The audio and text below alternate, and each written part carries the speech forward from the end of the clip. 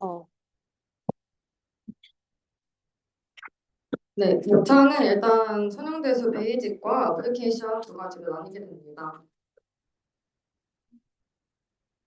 먼저 선형대수에서 사용하는 가장 기본적인 세 가지 개념이죠. 스칼라, 벡터, 그리고 매트릭스가 있는데요. 스칼라는 말 그대로 하나의 수치로 표시되는 양입니다. 저희가 생각하는 그냥 일반적인 실수고요. 벡터는 크기와 방향을 모두 가지는 양입니다. 벡터는 일반적으로 이렇게 열벡터 형태로 표현이 되는데, 이게 어떻게 크기와 방향을 가지는 건지 잘 이해가 안 되실 수 있을 거예요. 일반적으로 2차원 공간에서 예시를 한번 들어보면, 제가 글씨체가 조금 안 좋아서 그 양해 부탁드릴게요. 이제 2차원 공간에서 예를 들어서 1,2라는 벡터를 표시해 본다고 하면은 저희가 x축 1, y축 2 해서 이런 식으로 표시를 하게 되겠죠. 그냥 실수라면 이렇게 표시를 하겠지만 저희가 벡터는 이런 식으로 원점에서 출발해서 여기까지의 양과 방향을 가지는 벡터로 표현을 하게 됩니다. 네, 다음은 매트릭스인데요. 행렬은 뭐 아시다시피 이렇게 배열을 한 것이고, 열 벡터를 이렇게 배열한 것으로 봐도 되고, 행 벡터를 이렇게 배열해서 매트릭스를 만든다고도 할 수 있습니다. 다음은 벡터에서 사용되는 기본적인 계산 방법 두 가지인데요. 이제 내적이랑 외적이 있습니다. 내적 같은 경우에는 그 결과값이 이제 스칼라로 나오게 돼요. 내적의 계산 방법은 예를 들어 곱하고 더하고 이런 식으로 해서 시그마와 같은 계산 방식으로 하게 됩니다. 반면 외적은 그 결과값이 지금 행렬로 나오죠. 이 같은 경우에는 이 곱하는 값들을 각각 하나의 원소로 넣기 때문에 이렇게 행렬 값으로 나오게 됩니다. 그래서 이 벡터의 외적이랑 내적을 정확하게 이해를 하고 계시면 추후에 이제 매트릭스의 곱셈 같은 경우에도 헷갈리지 않게 하실 수가 있습니다. 다음은 이제 벡터 계산 중에 이제 노름이라는 녀석을 볼 건데요. 이제 노름은 다음 성질들을 만족하는 함수를 노름이라고 합니다. 첫 번째는 이제 양의 정보성 이제 definiteness라고 하는데요. x가 0이어야지만 이 노름의 계산 결과값도 0이 된다라는 성질을 만족해야 됩니다. 두 번째는 이게 동차성이라고 하는데, 이 스칼라를 안에다가 곱한 결과와 그 스칼라를 노름 밖에 곱한 결과가 같아야 합니다. 그리고 세 번째로 이제 삼각 부등식이죠. 이 둘의 덧셈의 노름보다 각각의 노름의 덧셈이 더 커야 됩니다. 그래서 대표적인 노름이 이제 저희가 많이 쓰는 게 L1, L2 노름이 있는데요. L1 노름은 각각의 절대값을 다 더한 것이고 L2 노름은 제곱을 한 후에 루트를 씌우게 됩니다. 그리고 이제 맥스 노름이라는 살짝 생소한 내용이 있는데요. 얘는 이제 이 벡터, 이 여기서 말하는 이 x는 이런 식으로 이루어진 벡터거든요. 이 벡터의 각각의 원소 중에서 가장 절대값이 큰 애를 이 노름의 결과값으로 삼는다라는 것입니다. 그래서 이 L2 노름은 다른 말로도 유클리디안 노름이라고도 해요. 그래서 일반적으로 이렇게 노름 표시가 있으면은 L2 노름을 뜻한다라고 보시면 됩니다. 그래서 L2 노름의 제곱은 이 두 벡터의 내적과 더 같은데요. 이제 내적을 아까 이렇게 표시한다고 했죠. 그럼 당연히 L2 노름이 제곱을 이제 쭉쭉쭉 더해서 루트를 씌운 거니까 얘 제곱을 씌우면 그냥 제곱끼리 더한 결과가 되겠죠. 그리고 이 두 가지 벡터의 내적값은 항상 그 두 노름 각각의 곱보다 작거나 같다는 코시-슈바르츠의 부등식이라는 성질도 존재합니다. 그래서 여기 이제 노름벌이라는 게 있는데요. 이게 뭐냐면 이 아래에 조건, 즉 이 노름의 결과값이 1을 만족하는 이 점들을 좌표 평면상에 표현한 것입니다. 그래서 여기서 이 파란색 네모는 L1 노름을 만족했을 때, 이 보라색 동그라미는 L2 노름일 때, 그리고 이 빨간색 네모는 이제 맥스 노름일 때를 뜻하게 됩니다. 그래서 노름의 정의도 간단하게 살펴봤고요. 다음은 이제 벡터 공간이라는 것의 내용을 설명할 건데, 일단 벡터 공간은 집합 V가 다음을 만족할 때 벡터 공간을 가진다고 합니다. 그래서 이 덧셈과 스칼라 곱에 대해서 닫혀 있어야 돼요. 닫혀 있다라는 게 무슨 말이냐면 어떤 두 가지 원소를 이 벡터 공간에서 뽑았을 때 얘네의 더한 값도 그 벡터 공간에 있어야 닫혀 있다라고 합니다. 스칼라 곱도 마찬가지로 어떤 아무 의미의 스칼라를 x에 곱했을 때 그 결과도 뒤에 존재해야 합니다. 그리고 0벡터가 존재해야 되는데요. 0벡터가 존재한다는 것은 곧 덧셈에 대한 역원이 존재한다는 거랑 같은 말이에요. 이게 무슨 말이냐면 일단 이 0벡터라는 건 다른 말로 이제 항등원이라고도 덧셈에 대한 항등원이라고도 하거든요. 왜 그러냐면 x에다가 너무 당연한 얘기지만 x에다가 0을 더하면 그대로 x잖아요. 그러니까 이 0벡터는 덧셈을 해도 그 결과가 항상 똑같기 때문에 항등원이라고도 합니다. 그러면 이 0벡터가 존재한다는 것은 이 벡터 공간에 어떤 x, y에 대해 이런 걸 만족하는 y가 있다는 얘기도 되는데요. 여기서 이 y는 결국에 마이너스 x겠죠. 이 마이너스 x를 그냥 어려운 말로 x에 대한 역원이라고 하게 됩니다. 근데 이 x에 대한 역원이 존재할 수 있는 이유가 바로 이 0벡터가 벡터 공간에 존재하기 때문입니다. 그래서 벡터 공간에 대한 정의를 살펴봤고요. 부분 공간은 그냥 말 그대로 벡터 공간의 어떤 B의 부분 집합 중에서 그 부분 집합이 이 벡터 공간의 공리를 모두 만족하게 되면 그걸 부분 공간이라고 하게 됩니다. 그러면 이거 말로만 들어서는 언제는 부분 공간이고 언제가 부분 공간이 아닌지 조금 헷갈리실 수 있을 것 같아요. 이제 예시를 한번 그려보면 이제 2차원 부분 2차원 공간에서 봤을 때 저희가 이 2차원 공간 전체를 V라는 벡터 공간으로 정의를 하겠습니다. 그럼 여기서 원점을 지나는 어떤 직선 y는 ax의 꼴이겠죠? 얘를 w라는 부분 집합으로 정의를 할게요. 그럼 아까 벡터를 저희가 0 원점에서부터 이렇게 시작한다고 했죠? 그래서 이 W에 있는 두 가지 벡터를 아무 의미 집어보면은 이 두 가지 벡터를 더하거나 곱하거나 빼도 항상 이 W라는 직선 위에 존재하게 됩니다. 너무 당연한 얘기죠? 근데 어쨌든 어떤 짓을 해도 이 W라는 직선 안에 그대로 있기 때문에 이 W는 부분 공간이 된다는 겁니다. 그럼 안 되는 예시가 하나 있다면 똑같은 2차원에서 원점을 지나지 않는 직선을 이야기해 보겠습니다. 그러면 이 원점을 지나지 않는 직선 위에 이런 점이 두 가지 있다고 해보면 얘네를 벡터로 표현하면 이런 식으로 되겠죠? 그렇죠. 근데 이제 벡터의 덧셈을 좌표 평면 상에서 표현을 하는 거는 다들 아시겠지만 이런 식으로 이 덧셈을 표현할 수 있습니다. 이 파란색 벡터에서 빨간색 벡터만큼 간 곳 또는 빨간색 벡터에서 파란색 벡터만큼 간 곳에 이 둘의 덧셈의 결과값이 있는 건데요. 그러면은 이 새로운 덧셈의 결과값은 지금 W2라는 직선에서 벗어나 있죠. 그렇기 때문에 얘는 덧셈에 대해 닫혀있지 않다라는 거예요. 그래서 얘는 이 벡터 공간의 공리를 만족하지 않기 때문에 부분집합이 될 수 없다는 것입니다. 좀 이해가 되셨을지 잘 모르겠네요. 다음은 되게 중요한 개념인데 기저라는 개념이죠, 베이시스. 이 기저라는 거는 어떤 벡터에 대한 집합이 다음을 만족할 때 기저라고 합니다. 이 세 가지가 있는데요. 이제 얘는 선형 독립이다라는 얘기예요.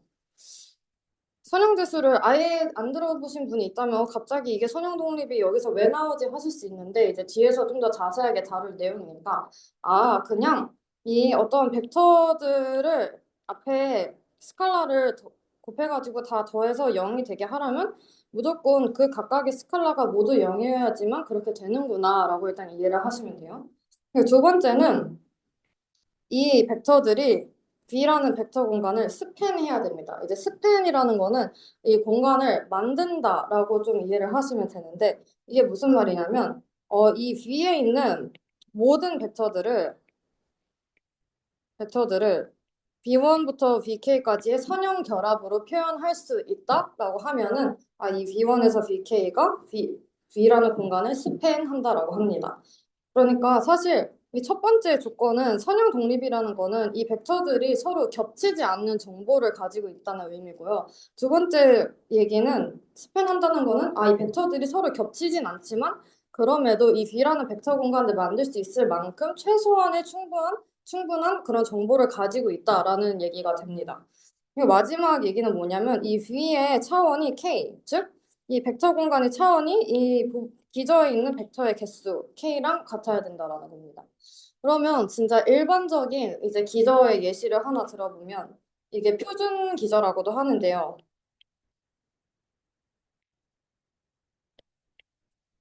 E1, E2라고도 하죠. 그래서 이 표준 기저가 이제 대표적인 기저의 예시입니다.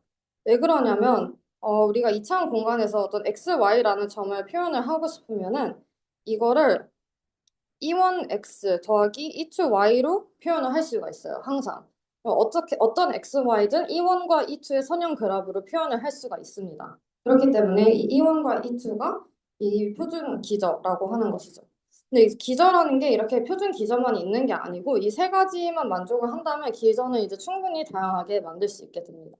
근데 기저에 대한 내용은 뒤에 이 매트릭스가 왜 선형 변형 함수인지에 대해서 나올 때 더 자세히 이해하실 수 있을 것 같아요. 이제 다음은 자주 나오는 행렬들인데요. 첫 번째는 아이덴티티 매트릭 상징 행렬, 단위 행렬입니다. 얘네는 이제 대각 원소, 대각선에 있는 원소는 1이고 나머지는 다 0인 거죠.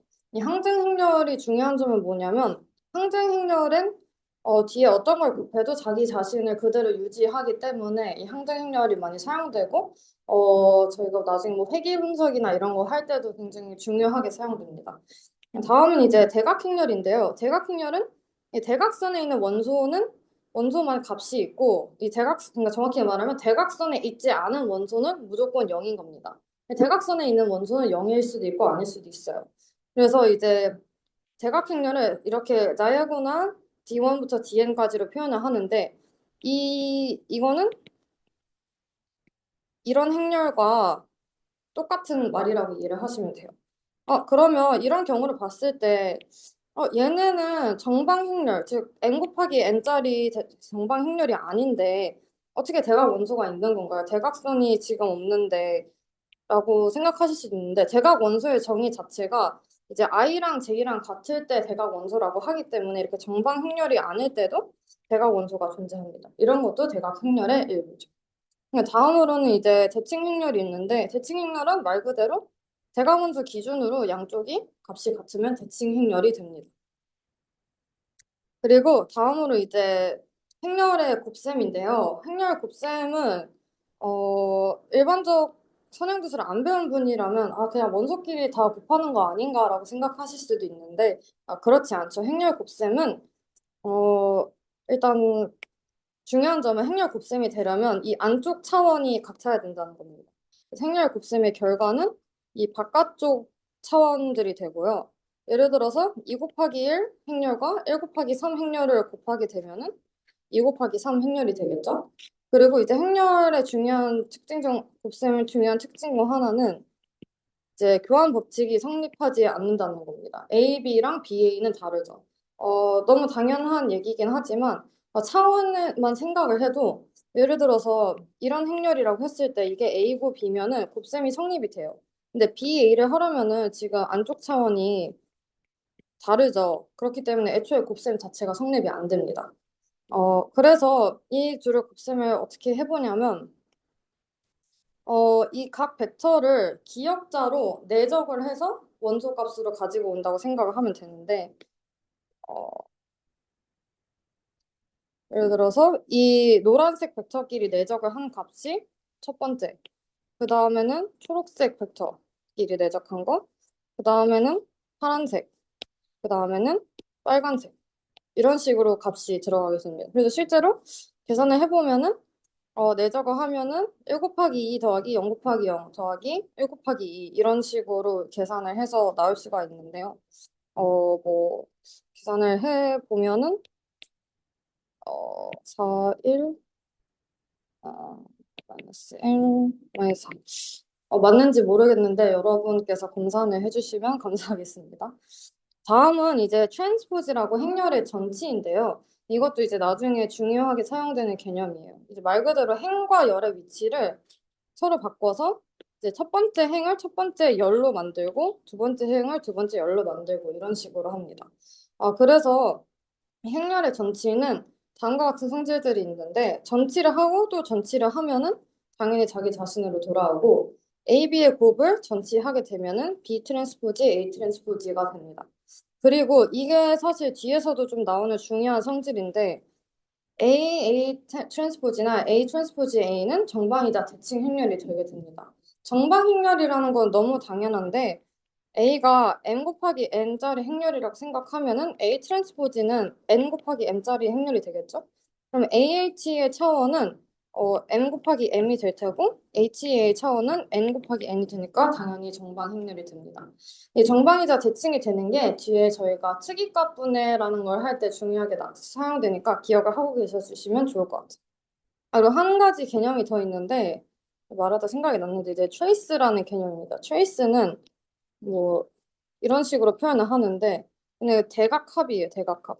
그냥 대각 원소들을 모두 더한 값이 바로 트레이스다라고 생각하시면 돼요. 그리고 다음으로는 역행렬이라는 중요한 개념이 나오는데요.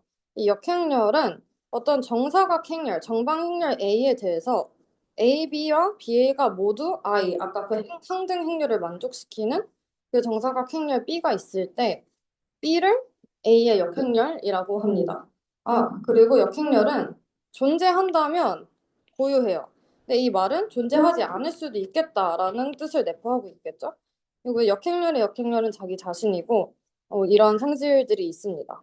이 역행렬을 그러면 어떻게 구하냐 하면 좀 일반적인 방법으로는 어, 가우스 조르단 가우스 그 소거법이 있어요. 이게 선형대수에서 이제 많이 문제로 나오는 건데 뭐 A라는 행렬이 뭐 이렇게 있으면은 옆에다가 I 행렬을 이렇게 넣고 기본 행연산을 해서 얘를 I로 만들고 얘를 만들면 얘가 이제 A-1이라는 역행렬이 나온다라는 방법이 있습니다. 근데 뭐 저희가 지금 선형대수 중간고사 보는 것도 아니고 이거는 계산을 좀 연습이 필요한 부분이라 제가 자세히 가져오진 않았고요.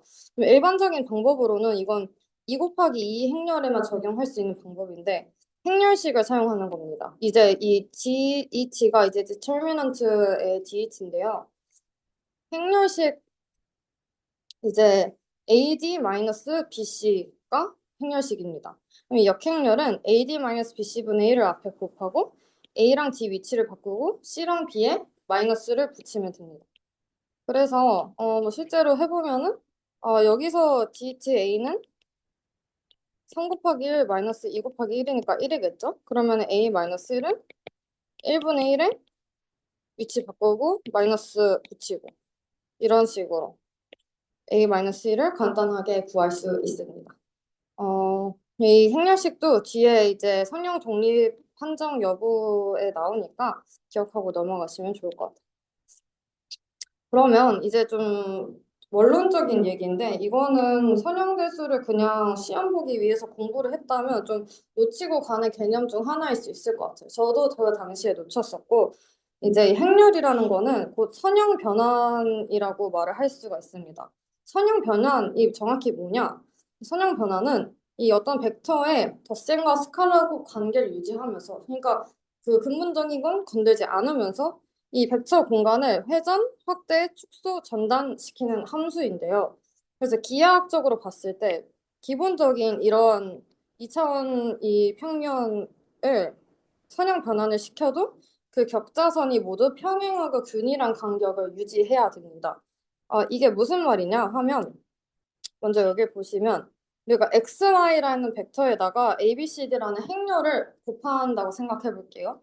그럼 이제 행렬 곱의 결과는 아까 저희가 했을 때 이제 곱셈을 해보면 실제로는 이런 결과가 나오게 되겠죠? 근데 이거를 다른 표현으로 이렇게 x랑 y만 따로 빼고 이 두 가지 벡터의 선형 변환, 선형 결합으로 표현할 수 있습니다.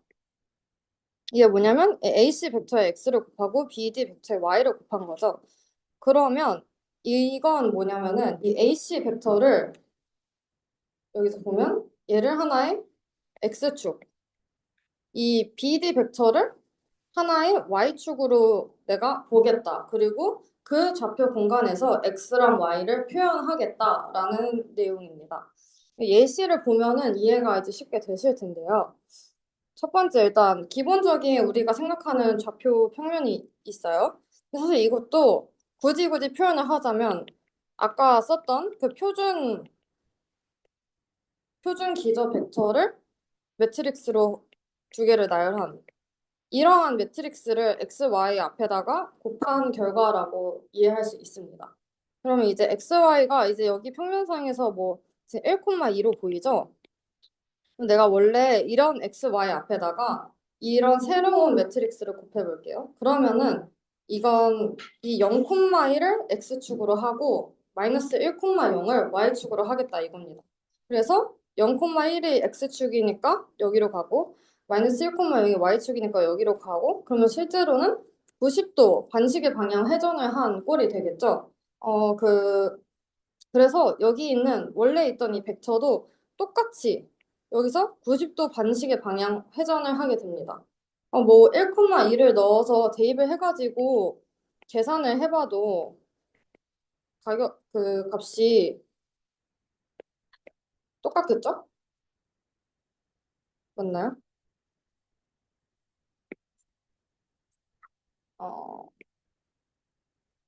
어, 이거죠?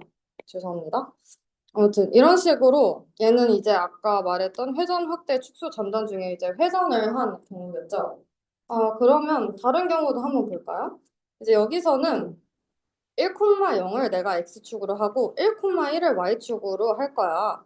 그러면 이제 원래 있던 이 1,0은 사실 그대로인 거죠. 근데 1,1이 y축이니까 원래 이렇게 있던 y축이 이렇게 약간 찌그러진 모양인 거죠. 이걸 봤을 때, 얘는 좀 선형 변환이라고 하기에 너무 달라졌는데 할 수도 있지만 이 격자선끼리 모두 평행하고 동일한 간격을 이루고 있는 걸 알 수가 있어요. 그렇기 때문에 얘도 선형 변환이고 실제로 계산 결과도 지금 그래서 이 벡터도 그대로 똑같이 늘려졌다라고 생각을 하면 됩니다. 그러면 한번 이 아까 똑같은 이제 1,2 벡터에다가 이런 행렬을 곱하면 결과가 어떻게 될까요? 여러분들 생각하실 시간을 잠깐 드릴게요.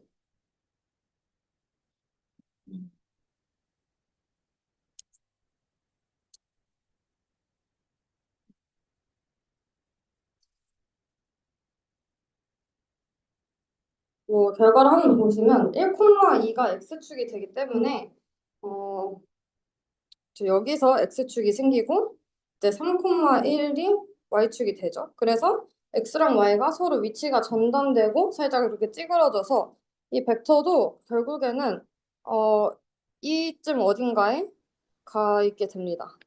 계산을 해봐도 1,2를 넣어보면은 7,4가 되죠. 그래서 대충 7,4 이쯤 어딘가에 벡터가 위치하게 됩니다. 그래서 이걸 보면 이제 간단하게 2차원 공간 상에서 이 행렬이 어떻게 선형 변환으로 적용을 하는지 예시를 봤고요. 차원이 높아져도 그 원리는 똑같다고 알 수 있습니다. 다음으로는 이 행렬의 미분인데요. 그냥 저희가 일반적인 미분 접근학 과정에서 행렬의 미분까지는 잘 다루지 않기 때문에 좀 생소하실 수도 있어요. 행렬의 미분은 근데 뭐 그렇게 사실 크게 어렵진 않고 기본적인 원리는 똑같습니다. 첫 번째로 알아야 될 건 이제 그레디언트 벡터인데요. 얘는 스칼라 함수, 그냥 일반적으로 우리가 생각하는 함수를 벡터 x로 미분을 하는 결과가 됩니다. 그러면 얘는 어떻게 표현이 되냐면 이 각각의 원소가 이 벡터 x 각각의 원소를 f를 편미분한 그 결과값들이 다 들어가게 됩니다. 그리고 여기서 만약에 내가 이제 이계도 함수 미분을 한 번 더 한다 라고 하면 이제 얘는 저희가 해시안 행렬이라고도 하는데요. 이제 얘도 나중에 많이 쓰이니까 한번 알고 넘어가시면 좋을 것 같아요. 네, 다음으로는 이제 이 두 가지 선형 형식과 2차 형식에서 이 행렬의 미분이 어떻게 되냐는 건데 선형 형식은 그냥 좀 야매로 생각을 해보면 x 앞에 붙어있는 개수가 나온다. 그런데 이제 트랜스포즈가 빠지고 나온다라고 생각을 하시면 되고 2차 형식 같은 경우는 이 2차 형식이 뭔지 뒤에서 좀 자세히 다룰 텐데 그냥 일단 이렇게 x를 사이에 어떤 행렬이 껴있는 꼴이라고 이해를 하시면 돼요. 근데 2차 형식을 미분하게 되면 이런 식으로 A 더하기 A 트랜스포즈의 X라는 결과가 나옵니다. 여기서 만약에 A가 대칭 행렬이면 어떤 결과가 나올까요? A가 대칭 행렬이면 A 트랜스포즈가 A랑 같다는 말이 되죠. 그렇기 때문에 이 결과값이 2AX가 됩니다. 그래서 이 선형 형식의 예시를 한번 보시면 이제 뭐 W를 2, 마이너스 1이라고 뒀을 때 얘를 이제 미분을 하게 되면 그냥 2, 마이너스 1이 그대로 나온다. 그쵸. fx를 이렇게 정의를 해볼게요. 2x1 마이너스 x2. 그러니까 즉 x1, x2라는 벡터에다가 w를 이렇게 내적을 한 결과값인 거죠. 그래서 얘를 미분을 하게 되면 이런 결과가 나온다. 그러면 아, 얘는 조금 다른, 아까랑 좀 다른 경우인데요. 이제 행렬 벡터 곱의 미분입니다. 아까는 얘가 이제 벡터였죠, 그냥. 이제는 행렬인데, 이제 행렬 벡터 곱을 미분하게 되면 그냥 행렬을 트랜스포즈한 결과가 나옵니다. 그 벡터랑 벡터를 미분하게 되면 이제 야코비안 행렬 이런 게 나오는데 이 야코비안 행렬이 나중에 뭐그 수리 통계학이나 이런 데서도 많이 나오는데요. 그냥 이 fx도 어떤 벡터의 함수일 때 이 벡터의 함수를 x라는 벡터로 나누면 이 각각의 원소를 그냥 그대로 편미분해서 행렬로 확장한 꼴이 됩니다. 그리고 아까 말했던 그 트레이스랑 행렬식의 로그 같은 경우에도 미분을 하면 이제 다음과 같은 결과가 나옵니다. 근데 이거는 그냥 뭐 저희가 미분 법칙 다 외우듯이 그냥 아 이렇구나 하고 딱 이제 받아들이고 넘어가시면 좋을 것 같아요. 다음으로 사실 오늘 수업이 아니고 오늘 세션에서 제일 중요한 내용인데요. 선형 독립이라는 개념입니다. 이제 선영께서 공부하신 지 좀 오래됐으면은 이 개념이 살짝 뭔지 헷갈리실 수도 있어요. 근데 선형 독립을 하기 앞서 아까도 언급한 건데 선형 결합을 알고 가야 됩니다. 선형 결합은 어떤 벡터 집합과 실수 스칼라가 있을 때 그냥 이렇게 곱하고 더하고 하는 걸 선형 결합이라고 하는데요. 선형 독립은 어쩔 때 선형 독립이냐면 다음과 같은 게 성립할 때, 즉 아까도 얘기했지만 이 선형 결합의 결과가 0이기 위해서는 그 필요 충분 조건이 무조건 각각의 스칼라가 모두 0이어야 된다는 것입니다. 그래서 반대로 하나라도 0이 아닌 AI가 존재한다면 이걸 선형 종속이라고 하게 됩니다. 그럼 이 선형 독립은 왜 이제 저희가 데이터 사이언스에서 왜 선형 독립이 중요하냐면 이제 저희가 데이터 분석을 하다 보면 다중 공선성 문제가 좀 자주 발생하게 돼요. 이 다중 공선성은 이제 특히 회계 분석에서 이제 하나의 설명 변수가 다른 설명 변수들과 선형적으로 강한 상관관계를 가지는 상황. 쉬운 예시로 이제 여름에 아이스크림의 판매량이랑 선글라스의 판매량은 당연히 비슷한 선형 관계를 가지게 되겠죠. 그래서 이 선형 종속성이 존재해서 다중 공존성이 발생하면 이제 추정이 불안해지고 표준 오차도 커지고 이제 모델 해석이 어려워지는 등 다양한 문제가 발생합니다. 그래서 이 변수들이 선형 독립이라는 것은 결국에 각 변수들이 서로 다른 겹치지 않는 정보를 담고 있다는 얘기고 이러면 다중 공존성 문제를 우리가 배제할 수 있다는 것입니다. 음. 그러면 이제 랭크라는 개념이 나오는데 랭크는 이 행렬의 행 또는 열 벡터들 중에서 선형 독립인 벡터의 최대 개수를 랭크라고 합니다. 그래서 이 첫 번째 예시를 보면은 이 선형 독립이라는 거는 결국에 이 뭐 얘를 이제 R1 얘를 R2라고 한다면 R2는 R1에다가 무슨 짓을 해도 R2를 R1으로는 표현할 수가 없어요. 그러니까 그 둘은 완전 다른 정보를 담고 있다는 거고 얘네 둘이 선형 독립이기 때문에 이 개수가 두 개니까 랭크의 A는 2입니다. 그러면 이거 같은 경우에는 뭐 행 관점으로 봐도 열 관점으로 봐도 이제 R2는 이제 이 R1으로 R2를 표현할 수가 있죠. 그러니까 얘네는 사실 겹치는 정보를 가지고 있는 거라서 랭크의 A가 1입니다. 이제 열 관점으로 봐도 똑같고요. 그러면 정방행렬이 아닌 경우에는 어떻게 해야 되냐? 이때도 똑같이 보면 됩니다. 그래서 이 행렬을 보면은 일단 행 관점에서 먼저 봤을 때 언뜻 보면은 셋이 다 다른 정보를 가지고 있는 것 같아요. 그렇죠? 근데 자세히 살펴보면 어, R3를 이렇게 표현할 수 있습니다. 그러니까 R3는 사실 이미 다 앞에 있는 정보를 가지고 있는 애죠. 그리고 열 관점으로 보면 열이 애초에 두 개밖에 없기 때문에 랭크의 A는 2입니다. 그리고 이제 다음 걸 보더라도 행관점으로 봤을 때, 열관점으로 봤을 때 이제 C2는 이제 2C1이고 C3는 3C1이죠. 그러니까 모두 C1으로 표현이 가능하니까 랭크의 A가 1입니다. 그리고 아까 이 예시에서 알 수 있듯이 이 랭크의 최대값은 정방 행렬이 아닐 때는 무조건 더 작은 쪽의 차원보다 커질 수가 없어요. 랭크의 최대값은. 어, 그래서 랭크와 관련된 성질들이 있는데 이게 되게 중요하니까 한번 보시면 좋을 것 같아요. 이제 행렬의 기본 행렬산 열연산을 수행해도 행렬의 랭크는 변하지 않습니다. 근데 기본 행렬산 열연산이라는 건 뭐냐면은 어떤 행끼리 더하거나 빼거나 아니면 스칼라를 곱해서 더하거나 빼거나 하는 그 연산들을 연산 그리고 서로 위치를 바꾸는 거 이런 걸 행렬사 열연산이라고 하는데 이렇게 행렬을 만지작거려도 기본적인 랭크는 변하지 않는다. 그리고 랭크는 이제 양의 정수이고 영행렬은 이제 이거죠. 영행렬의 랭크는 0으로 간주합니다. 그래서 아까 얘기한 건데 랭크의 최대값은 그러니까 랭크는 이 두 차원의 최소값보다 커질 수 없고 그리고 뭐 두 행렬의 곱셈의 랭크는 둘 중에 더 작은 랭크보다 커질 수 없고 이런 성질들이 있습니다. 그리고 이제 정방 행렬인 경우에 이 n 곱하기 n 차원 행렬에서 랭크가 n이라는 거는 결국에 모든 행과 모든 열들이 서로 독립이라는 거잖아요. 그래서 풀 랭크라고도 합니다. 그게 아닐 경우에 풀 랭크가 아니고요. 그리고 정방 행렬이 아닐 경우에는 이런 식으로 표현됩니다. 음. 그러면 이 랭크가 아까 그 선형 독립이랑 무슨 관련성이 있는 거냐면 이 명제들을 되게 중요한데요. 랭크 A가 N이라는 말은 곧 풀랭크고 A가 N개의 선형 독립인 열 행들을 가진다. 그러니까 아까 말했듯이 모든 행과 열들이 선형 독립이라는 거죠. 그리고 아까 배웠던 역행열이 또 여기서 나옵니다. 랭크가 풀랭크고 선형 독립이라는 건 역행렬이 존재한다는 거랑 같은 말이구나. 그리고 이 말은 곧 아까 말했던 그 행렬식이 0이 아니다라는 것과 같습니다.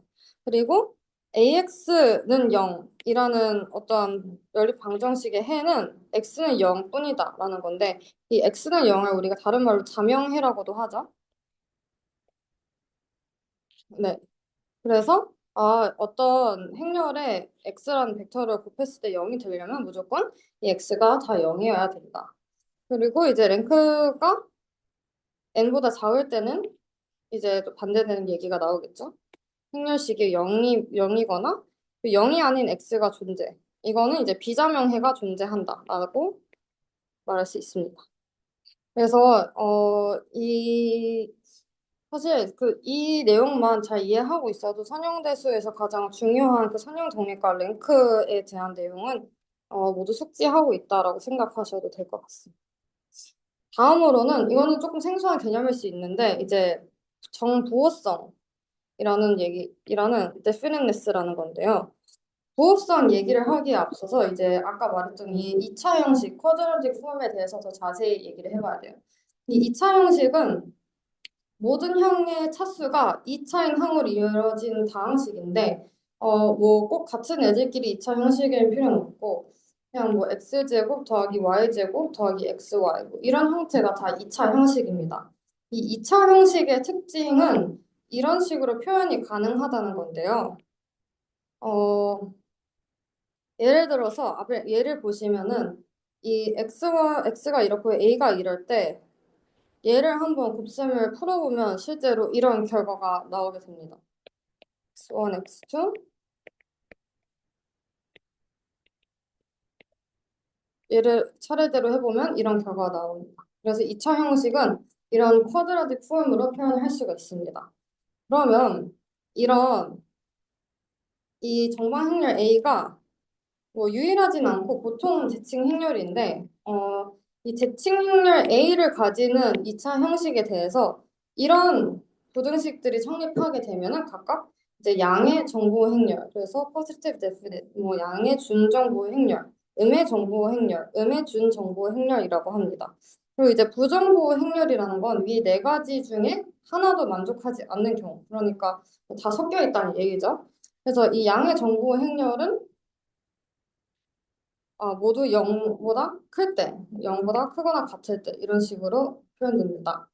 근데 이제 뒤에 나올 고유값, 이제 고유값이라는 개념이 뒤에 나올 건데요. 고유값이란 간단하게 말하면 어떤 행렬을 x에다 곱했을 때 그 값이 이 람다라는 고유값과 같을 때 얘를 이제 고유값이라고 합니다. 그래서 이 부호성, 이 행렬의 이차 형식의 부호성을 판별할 때 이렇게 언제 얘를 다 계산을 하고 있어요. 그쵸? 그래서 얘를 다 계산을 할 필요가 있는 게 아니고 이 a의 고유값만 우리가 구할 수 있다면 이 고유값의 부호로 이 부호성을 판단할 수 있습니다. 그래서 이거 굉장히 계산량을 줄여주기 때문에 이제 중요하죠. 근데 왜 그러냐 하면은, 고유값의 정의가 이런데, 그렇게 되면, 이제 A 대신에 람다를 대입하면, 이제 람다는 얘는 이 스칼라기 때문에 밖으로 빠져나올 수가 있어서, 이런 식으로 표현이 가능하죠. 그래서 이 고유값의 부호로 다 판별이 됩니다. 그러면 얘가 가지는 기하학적인 의미가 뭐냐면 이 2차 형식의 벡터 공간 상에서 모양이 이 원점이 위로 볼록한 형태의 포물면이라는 거예요. 그래서 최소값이 원점에 존재합니다. 그러니까 그 양의 정보 행렬의 의미인 거죠. 그리고 이제 뒤에 최적화 내용에서도 나오게 될 텐데 최적화를 할 때 이 양의 정보 행렬을 판별하는 게 굉장히 중요해요. 이 어떤 함수가 미분이 가능하고 아까 얘기했던 그 해시한 행렬, 2차 미분 행렬이 모든 x에 대해서 양의 정보이면 이 fx를 convex 펑션이라고 합니다. 이 convex 펑션이 이 최적화 수업을 이제 들어보면은 이 어떤 함수가 convex 펑션인지 아닌지를 판단하는 걸 이제 한 학기 내내 하세요. 그런 만큼 이제 양의 정보성이 중요하다고 할 수 있습니다. 다음으로는 직교 행렬이라는 얘기인데, 직교 행렬은 전치 행렬이 곧 역행렬이다. 즉, 아까 역행렬의 정의가 뭐였죠? 이게 역행렬이죠. 근데 어떤 행렬의 전치 행렬, 트랜스포즈 행렬도 그걸 만족하더라. 그래서 전치 행렬이 역행렬이랑 같더라라고 하면 직교 행렬입니다.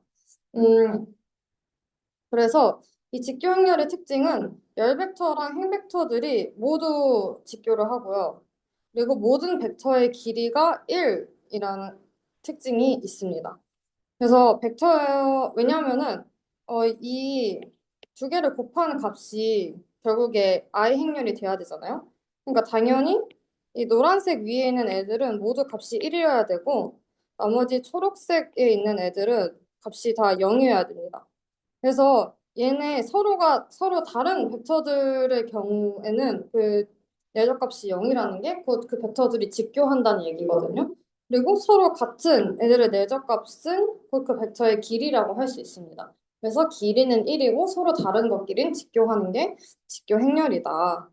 그래서 이제 직교 행렬의 성질은 이 어떤 벡터를 회전 또는 반사만 시키고 길이와 각도는 무조건 유지한다라는 겁니다. 아까 이 행렬이 선형 변환으로 적용된다고 제가 설명드렸잖아요. 그 선형 변환을 할 때, 이렇게 찌그러뜨리지 않고 그냥 저 말 그대로 회전 또는 이렇게 XY축을 바꾸는 반사만 시키는 겁니다.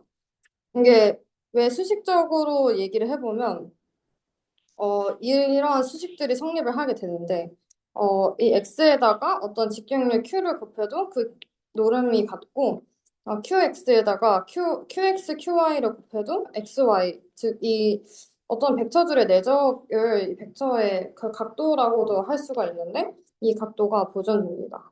근데 예를 한번 들어서 보면, 아까 나왔던 건데, 이 q라는 90도 반시계 방향 회전을 하는 행렬이 있어요. 근데 얘를 한번 이제 QT, Q를 이제 계산을 하면 어, 계산을 하면 실제로 계산값이 1, 0, 0, 1이 되죠. 그래서 아, 얘는 직교 행렬이구나. 그리고 실제로 얘가 하는 역할도 이 행렬을 반시계 방향으로 90도 회전하는 거구나를 알 수가 있습니다. 그래서 지금까지 그 선형대수 좀 기본적인 얘기들을 해봤는데 8시까지 쉬는 시간 가지고 챕터 2 시작하겠습니다.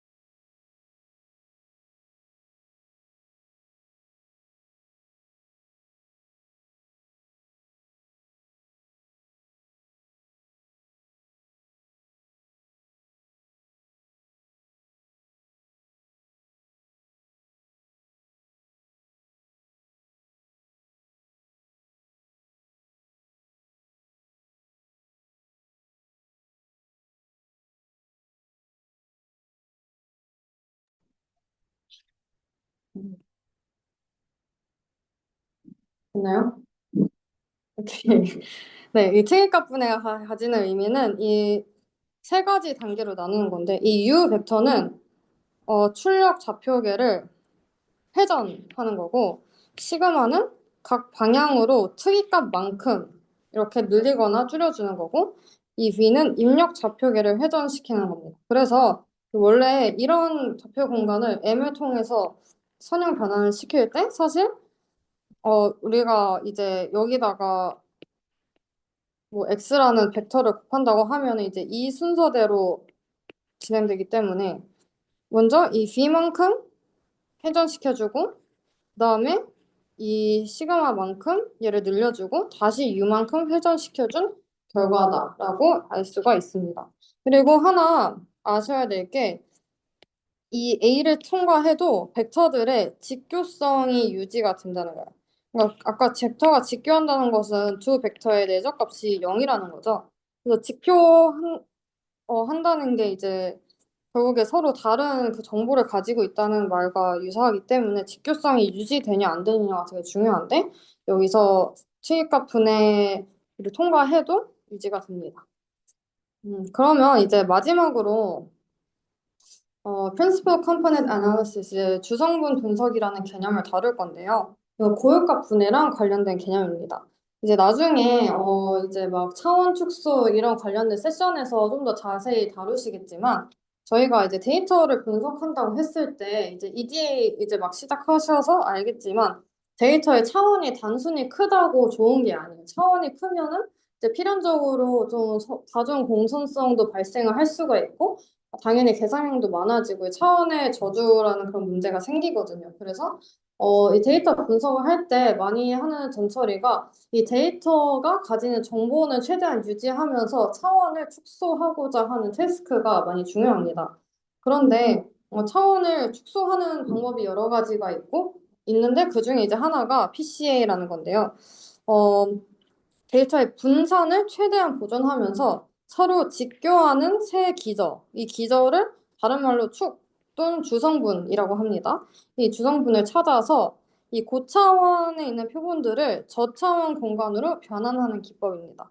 그래서 예를 들어서 이 사진을 봤을 때 이렇게 3차원짜리에 있던 이 데이터들을 내가 어떤 새로운 2차원 공간으로 대응을 시켰을 때 그때도 동일하게 지금 얘네 그룹이 어느 정도 유지되고 있죠. 이런 걸 주성분 분석이라고 합니다. 근데 분산을 왜 보존을 하냐면 분산이 크다는 거는 결국 원래 데이터의 분포를 잘 설명을 할 수 있다는 거고 정보의 손실을 최소화한다는 거기 때문에 분산을 보존합니다. 그러면 이 PCA를 수식적인 측면에서 어떻게 진행을 하냐면 이 주성분을 찾는 거는 결국에 이 공분상 행렬에서 고유 벡터와 고유 값을 찾는 것과 동일한 과정이 됩니다. 그래서 이 PCA는 고유 값이 큰 순서대로 고유 벡터를 정렬하고 그 순서대로 중요한 주성분을 선택합니다. 그래서 이 주성분이 가지는 방향은 곧 고유 벡터고 주성분의 분산은 대응되는 고유 값과 같다라고 알 수가 있습니다. 근데 이게 왜 분산이 가장 큰 게 왜 고유벡터와 고유값인지를 증명을 하기 위해서는 이제 막 라그랑즈 승수법이라는 방법들이 나와야 되는데 그거는 이제 추후에 최적화 내용을 알게 되면 그때 이해하실 수 있을 것 같아서 여기서 자세히 다루진 않았습니다. 자, 아무튼 이 고유값 분해는 이제 PCA 분석이라는 실용적인 측면까지도 연결이 된다. 네.